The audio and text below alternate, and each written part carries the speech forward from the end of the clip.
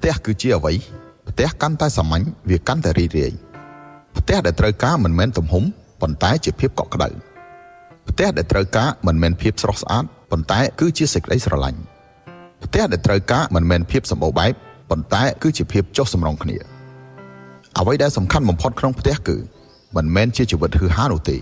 ប៉ុន្តែជាគ្រួសារដែលស្មោះត្រង់ផ្ទះជាកន្លែងដែលយើងរីកធំធាត់ផ្ទះជាសម្បុកសម្រាប់ដ៏កក់ក្ដៅមានផ្ទះទើបយើងសុខស្រួល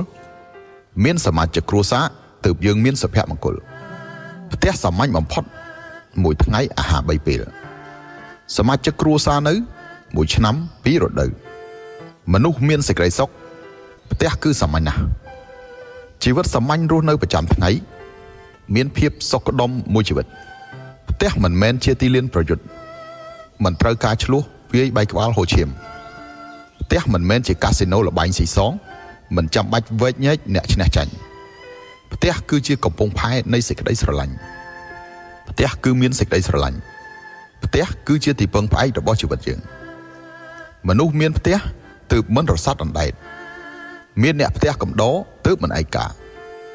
ផ្ទះគឺជាកំពង់ផែដ៏កក់ក្ដៅទោះបីជាអ្នកនៅទីណាក៏ដោយគឺចាំអ្នកត្រឡប់មកវិញដោយមិនផ្លាស់ប្ដូរផ្ទះជាកន្លែងដែលស្ងប់ចិត្តទោះបីជាអ្នកអស់កម្លាំងប៉ុណ្ណាវានឹងស្វាគមន៍ដោយស្នាមញញឹមដើម្បីជួយដោះស្រាយបញ្ហាឲ្យអ្នកផ្ទះគឺជាទ្រព្យរួមរបស់ប្តីប្រពន្ធ